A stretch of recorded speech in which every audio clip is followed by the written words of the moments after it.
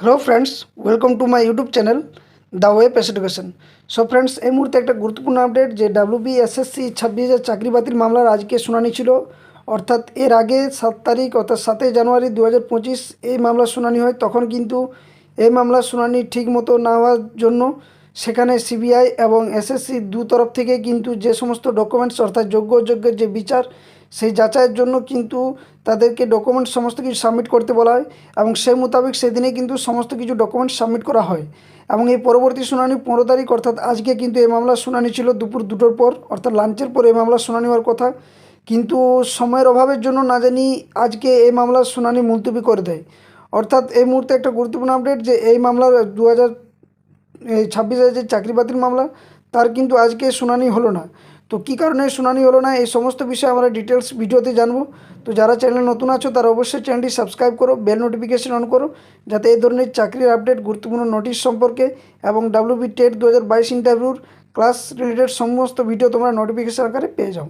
তো চলো ভিডিওটা লাইক করো, যারা নতুন আছো অবশ্যই দেখা মাত্র সাবস্ক্রাইব করো এবং সাথে সাথে বেল নোটিফিকেশন অন করে রাখো এবং ভিডিওটি যতটা পারবে সকলের সাথে শেয়ার করতে থাকো।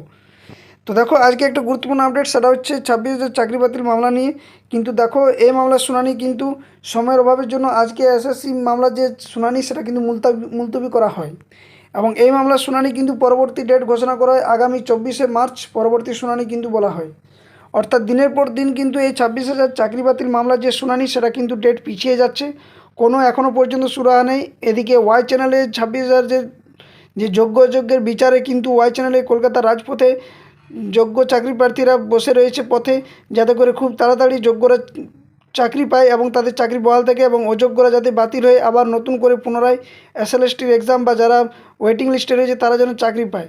তো এই মামলার শুনানি কিন্তু দীর্ঘদিন ধরে চলছে এবং আজকেও এই মামলার শুনানি হয়, কিন্তু সময়ের অভাবের জন্য নাকি এই মামলা আজকে মুলতবি করা হয় এবং পরবর্তী ডেট 24শে মার্চ অর্থাৎ আবার 2টি মাসের অপেক্ষা করতে কিন্তু বলা হয়। তো চাকরি প্রার্থীদের অবস্থা কিন্তু খুবই খারাপ। পশ্চিমবঙ্গের যে অবস্থা তাতে করে চাকরি পাওয়া এবং চাকরি যাওয়া এই দুটোই কিন্তু এখন বর্তমান পরিস্থিতি কঠিন। একটা বিচার ব্যবস্থার নামে একটা প্রহসন চলছে, জানি না এটার সত্যতা কতটা, কিন্তু ইউটিউব চ্যানেলে বলাটা উচিত নয়। কিন্তু এভাবে দিনের পর দিন যে কোনো মামলা দিনের পর দিন পিছিয়ে যাচ্ছে, আটকে রাখা চলছে, এভাবে কিন্তু হয় না। এবং ওদিকে আবার একটা মামলা যেটা রয়েছে তোমরা জানো, 28 এবং 29 তারিখ ওবিসি কেস মামলা, না জানি এটারও কিছু একটা ঘটে ফেলে। তো এইভাবে দিনের পর দিন চলতে পারে না, সকলে কিন্তু এরপর জাগ্রত হও। এভাবে কিন্তু আর চলে না। যেভাবে 26,000 চাকরি বাতিল যোগ্য অযোগ্যের বিচার করতে পারছে না এদিকে সুপ্রিম কোর্ট, অপরদিকে এসএসসি কিন্তু এখনও পর্যন্ত সঠিক ডাটা দিতে পারছে না, সিবিআইয়ের এক ডাটা মিলছে। নানান প্রশ্ন কিন্তু উঠছে শিক্ষামহলে এবং বেকারত্বের যন্ত্রণা থেকে মুক্তি পাওয়ার কোনো আর উপায় দেখে পাওয়া যাচ্ছে না। আর এই 26,000 চাকরি বাতিল মামলা যতক্ষণ না নিষ্পত্তি ঘটছে, নতুন করে আবার যে কোনো SLST এক্সাম হবে বা ভ্যাকেন্সি বাড়বে, সেটা কিন্তু বর্তমান পরিস্থিতি ইতিহাস পশ্চিমবঙ্গের বুকে।